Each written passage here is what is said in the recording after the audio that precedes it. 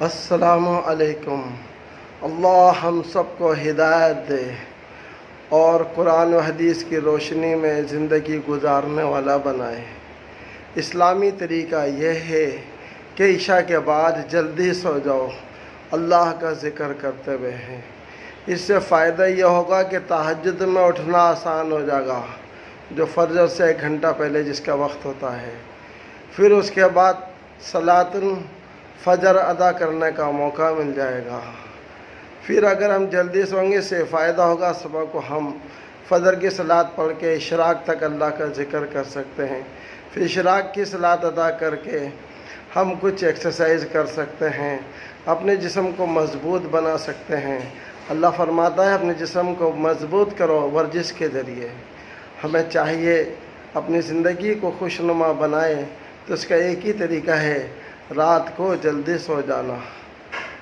ایک بار ایک مولوی صاحب فرما رہے تھے، اگر انسان رات کو جلدی سو جائے تو لائٹ بل بھی کم آئے گا۔ اگر انسان رات کو جلدی سوئے تو اس کا ہاضمہ بھی اچھا ہوگا، اس کی آنکھوں کی روشنی بھی تیز ہوگی، اسے ہر طرح کی خوشی، سکون، راحت ملے گا۔ اس لیے فجر کے بعد جو اٹھتے ہیں، جو ٹھنڈی ہوا چلتی ہے جسے نسیم ہوا کہتے ہیں، وہ ہمارے جسم کے اندر جائے گی۔ اللہ تعالی ہم سب کو اعمال صالحہ کی توفیق دے اور قرآن شریف پڑھنے کی، اللہ کا ذکر کرنے کی اور حلال روزی دے۔ صبح صحابہ رضی اللہ تعالیٰ عنہ دنیا کا کام ہو یا دین کا کام ہو صبح کرتے تھے، اور یہاں تک کہ ظہر تک واپس آ جاتے تھے۔ ظہر کے بعد کچھ دیر کھانا کھا کے کچھ دیر آرام کرنا، جسے کلولہ کہتے ہیں، یہ بھی بہت اچھی بات ہے اگر ایسا کر لیں۔ یہ 25 منٹ سے یہ بھی زیادہ نہیں ہونا چاہیے، لہذا ہم کو چاہیے اپنی صحت کا خیال رکھیں، اور اس کا طریقہ یہی ہے کہ جلدی رات کو سوئیں اور فجر کے بعد، اشراق کے بعد نہ سوئیں، بلکہ اشراق کے بعد قرآن شریف وغیرہ پڑھیں، ذکر کریں، اللہ کے دین کی محنت کے لیے گشت کریں، ملاقاتیں کریں، اور پھر اس کے بعد ورزش کریں۔ پھر جو بھی کاروبار آپ کرتے ہیں، جو بھی دین کا، دنیا کا کام ہے، اللہ اس میں خیر بھلائی عطا فرمائے۔ آمین ثم آمین۔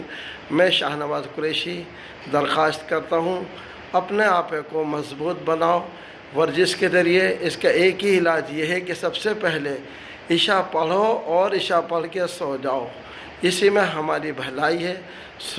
تہجد میں اٹھو، اللہ سے دوستی کرو، وضو کرو، 2 رکعت نفل صلاۃ الحاجت، صلاۃ التوبہ، تہجد کے جتنے چاہے نفل پڑھ سکتے ہیں، 2 بھی، 4 بھی، 6 بھی، 8 بھی، اور 10 بھی، 12 بھی۔ حضرت امام زین العابدین رحمۃ اللہ علیہ بتاتے ہیں کہ 1000 رکعت نفل روزانہ پڑھتے تھے، اور فرمایا کہ سفر میں 500 رکعت نفل پڑھتے تھے۔ ایک بار تو میں بھی جماعت میں گیا تھا، تو امیر صاحب نے کہا تھا کہ تم کو 50 رکعت نفل پڑھنا ہے، کہ تم جنگل میں بغیر کے گھومنے چلے گئے تھے۔ تو میں نے بھی 50 رکعت نفل پڑھے تھے عشاء کے بعد۔ آپ سے درخواست اللہ کے لیے اپنا حال پہ رحم کھاؤ۔ یہ جو میں ویڈیو